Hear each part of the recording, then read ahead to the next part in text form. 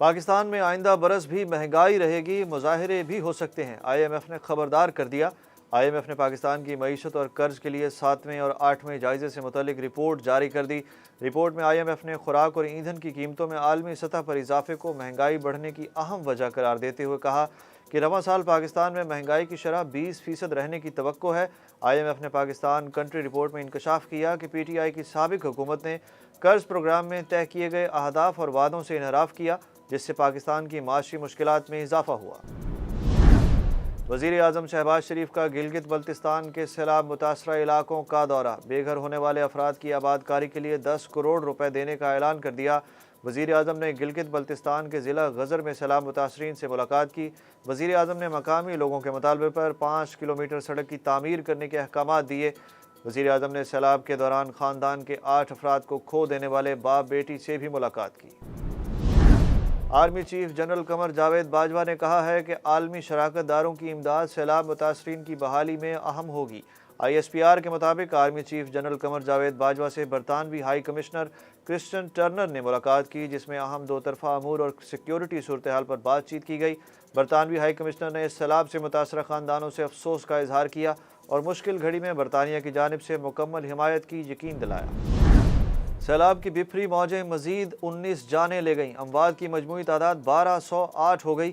110 اضلاع سیلاب سے شدید متاثر بلوچستان میں زندگی امتحان بن گئی۔ پانی میں چل کر خشکی پر پہنچنے والوں کے پاؤں سے خون رسنے لگا۔ دریائے سندھ میں پانی کی سطح میں اضافہ جاری۔ سندھ اور خیبر پختونخوا کے بعد پنجاب کے سیلاب زدہ علاقوں میں بھی وبائی امراض پھوٹ پڑے۔ محکمہ صحت کے مطابق جنوبی پنجاب میں سب سے زیادہ وبائی امراض سامنے آئے ہیں۔ جنوبی پنجاب کے 33,000 سے زائد سیلاب زدگان جلدی امراض اور 17,000 سے زائد سیلاب متاثرین پیٹ کے مختلف امراض میں مبتلا ہیں۔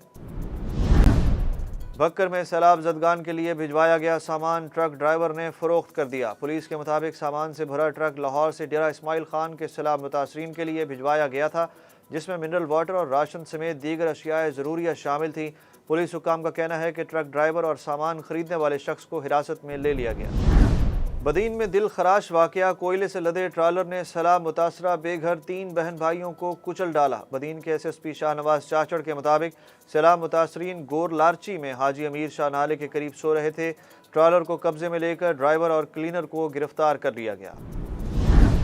عمران خان، فواد چودھری اور شیریں مزاری کی اداروں کے خلاف تقاریر کا معاملہ، PTI رہنماؤں کے خلاف درخواست سپریم کورٹ میں سماعت کے لیے مقرر کر دی گئی۔ Chief justice Pakistan justice Umar Ata Bandial نے درخواست پر سماعت کے لیے بینچ تشکیل دے دیا۔ جسٹس اعجاز الاحسن اور جسٹس مظاہر علی نقوی پر مشتمل 2 رکنی بینچ 8 ستمبر کو کیس کی سماعت کرے گا۔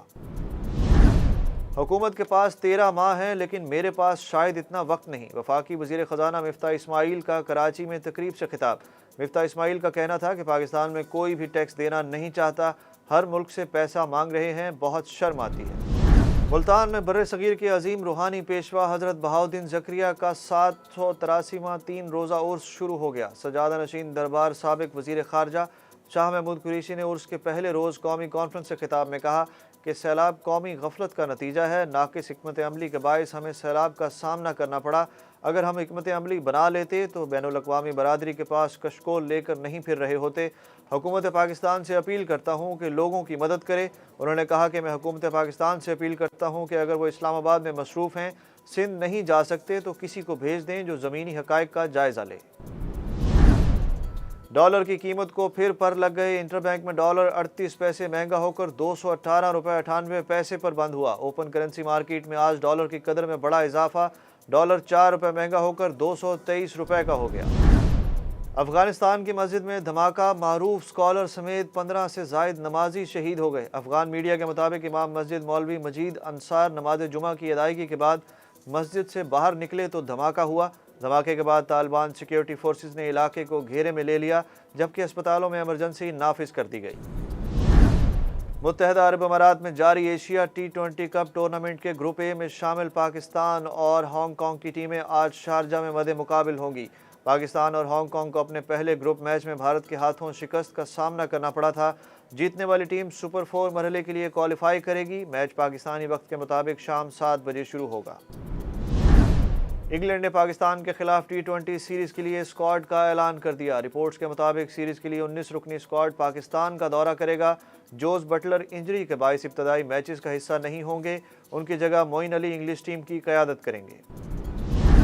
تحریک انصاف کے رہنما اور معروف گلوکار ابرار الحق کو انجمن ہلال احمر پاکستان کی چیئرمین شپ سے ہٹا دیا گیا۔